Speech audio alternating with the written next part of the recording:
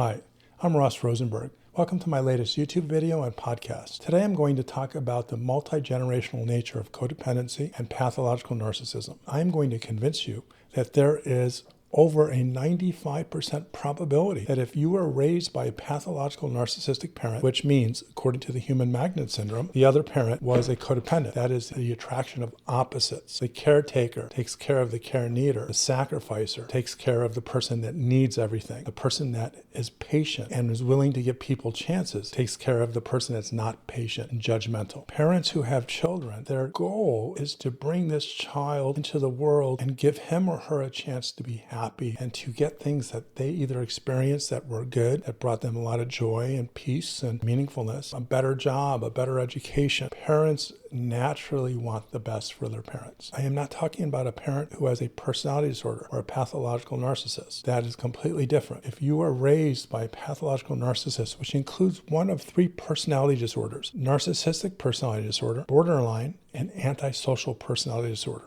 which is sociopaths or psychopaths. But if one of your parents is a pathological narcissist, that means that the attachment years of your childhood were terribly difficult, horribly harmful, traumatic, abusive maybe, neglectful, one of those two or both. Because a child who is born into parents who, let's say, are normal, and to me, normal is having problems. My definition of normal is someone who has problems but has the internal resources to overcome them, and who knows that if those internal resources aren't there or are not sufficient, they reach out externally to friends, to family, to psychotherapists. A normal parent that has children wants to attach to their child, wants the child to feel comforted, warm, secure, not having to worry. It is this natural predilection of a parent to want to give the child an experience of safety so that they can go through all the ups and downs in their life, the good parts, the bad parts, the sad parts, the happiness, the anger, the joy, and go through all of their experiences in childhood and feel safe and loved and connected. These children develop a secure attachment, and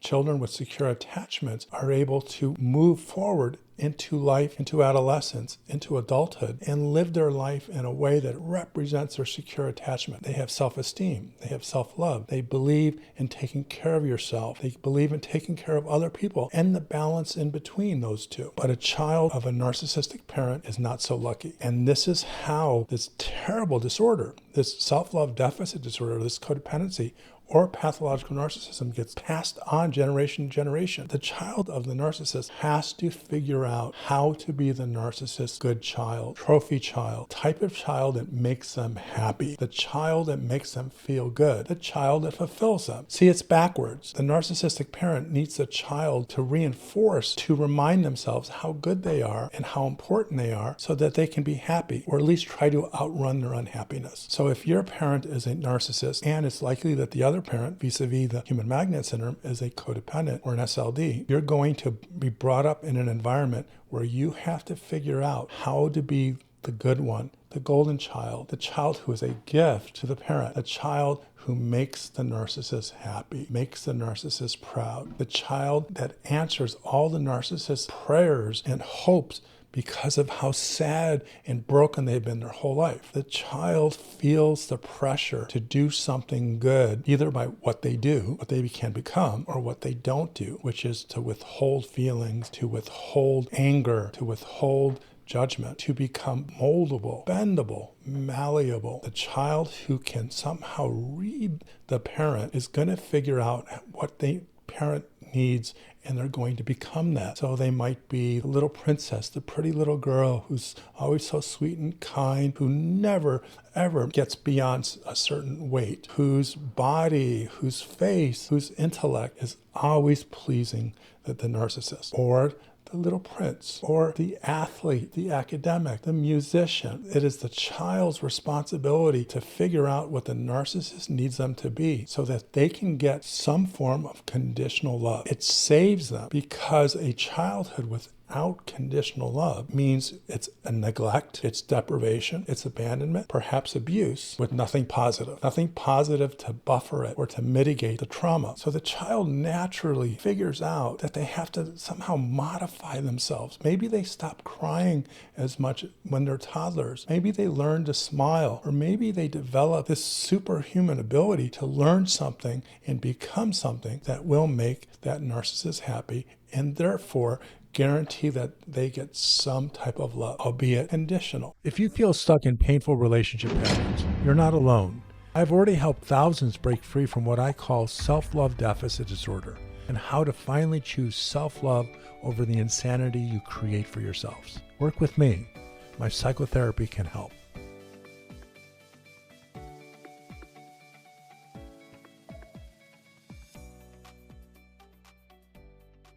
And that child still grows up with attachment trauma, because all people with self-love deficit disorder have attachment trauma, core shame, pathological loneliness, relationship addiction, and all of the symptoms and behavioral observations and traits that we know as codependency. I have plenty of videos on this subject, or you can read my books or go to my website and learn more about this self-love deficit disorder pyramid. So if they can figure out a way to mold and bend and become this unnaturally sweet, likable, smart, athletic, gifted child, the narcissist feels happy that this child gets attention. But the other children who cannot figure out a way to make the narcissist love them, like them, for some reason upset the narcissist, because remember, they have personality disorders, and people with personality disorders, especially the pathological narcissists, they get narcissistic injuries very easily. So if you disappoint them, if you stand up for yourself, you exert your independence, you just make a mistake and just say something that most children would never know would upset a narcissist, you're going to be subjected to narcissistic injuries and the wrath and the anger and the punishment that follows. So the child who somehow can mold and bend and become this unnaturally lovable, perfect trophy child, their parents' friend, buddy, they get attention, they get love, not really healthy, and they have to fold into themselves, ignore their real impulses and needs, and become an adult-like person, or the type of child that narcissist needs. So they never really learn about their true identity. They never get secure attachment. And they grow up with a serious mental health condition called self-love deficit disorder, or codependency, where you identify with taking care of others before you take care of yourself, where you feel more safe and more comfortable in relationships where you sacrifice, listen, where you instinctively and reflexively know when to talk and not to talk, in order to get the most positive attention or the least negative attention or consequences. But the child who couldn't get it, who either was disappointing from the very beginning, let's say they have brown hair, and this narcissist always wanted a blonde-haired little girl, and he got a brown-haired little boy. Let's say they have physical attributes of the mother or father who they no longer like or despise. The child, just because of the way they look, is going to generate narcissistic injuries. Let's say the child is just normal, and normal children aren't born brilliant. Normal children aren't born as prodigies or exceptionally verbal or exceptionally intelligent. There are children who are born that way, and that's great, and I'm not here to talk about that. But if they're the average child who becomes better at navigating life's twists and turns as they get older, which is normal, we all do that. The parent who's neither a narcissist or a codependent is going to love that child. They'll give them unconditional love. But the parent who's a narcissist is going to dislike that child, is going to resent that child, because they have this fantasy that they should be this superbly appreciated, superbly known, superbly recognized parent, and have a child that is reflective of them. So this child gets ignored. Neglect, deprivation, and abandonment is much more traumatic than abuse. I've done a few videos and wrote a couple articles on this subject recently. Abuse is terrible. Abuse causes scars and trauma and mental health concerns, but a child who is ignored, who's not even considered a part of the family, grows up in a cold, cold, barren wasteland. Their childhood is lonely, and they grow up during a time when they're supposed to develop secure attachment and feel safe in the world. They grow up feeling like the world has tricked them. It's a mean, nasty place. Very few people are to be trusted. And if you trust someone, they're going to hurt you. So this person's personality, their self-esteem, their attachment style, it is crushed. And so they grow up in a desert, in an empty field filled with landmines. That is why some children become pathological narcissists. This is the fertile ground in which narcissists are born, develop.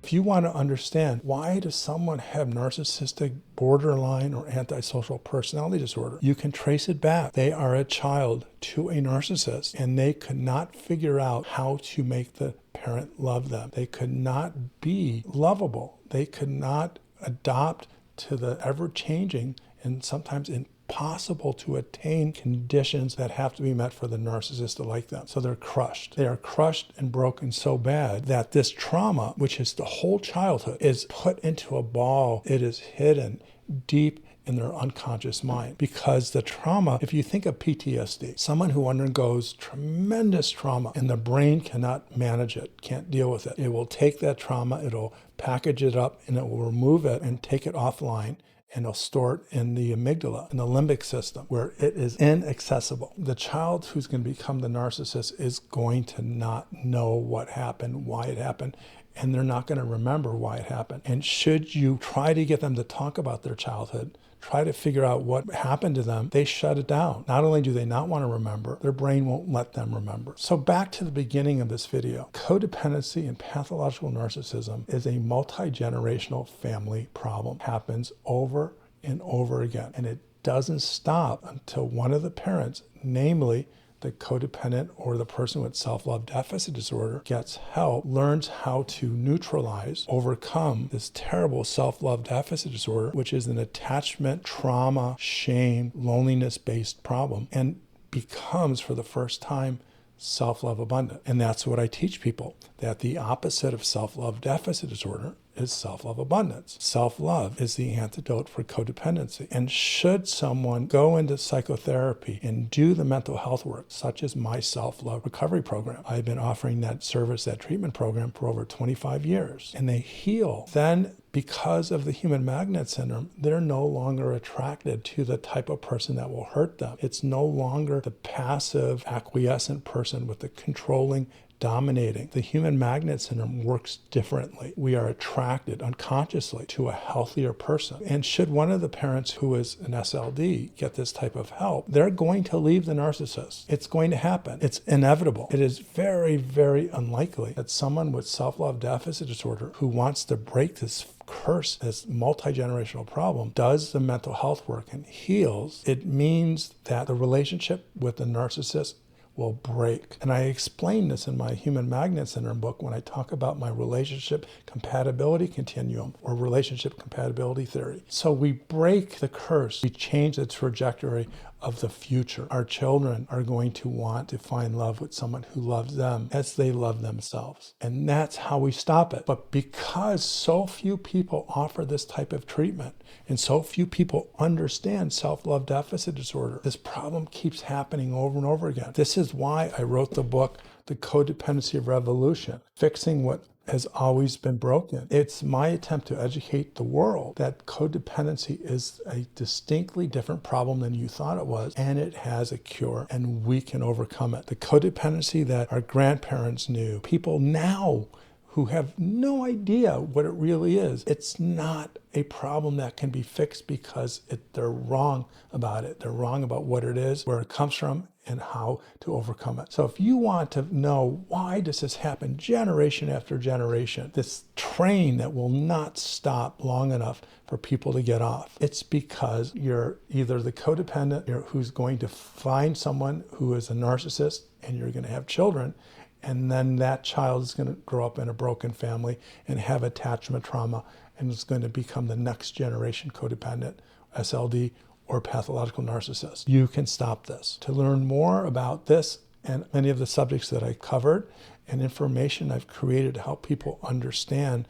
their self-love deficit disorder, help them understand this pathological narcissism and all the forces that keep it moving forward. You can stop this. It doesn't have to go on to the next generation. The chaos, the insanity can stop with you, and it requires you to love yourself. It can happen. I know it can. I help other people, and I am probably the best example because I'm working the program myself. If you'd like to know more information, shoot us an email at help@selfloverecovery.com. Go to the website at selfloverecovery.com. Or if you want to be a Patreon subscriber and get information and learn about the stuff that I'm doing that no one else has access to, and there's different subscription levels, just go to my website and check out the Patreon subscription program. Okay? I hope this helped. I hope this gave you some insight, and I hope it inspired you. You take care.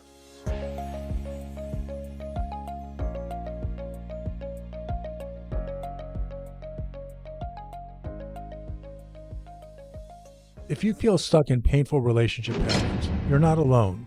I've already helped thousands break free from what I call self-love deficit disorder and how to finally choose self-love over the insanity you create for yourselves. Work with me. My psychotherapy can help.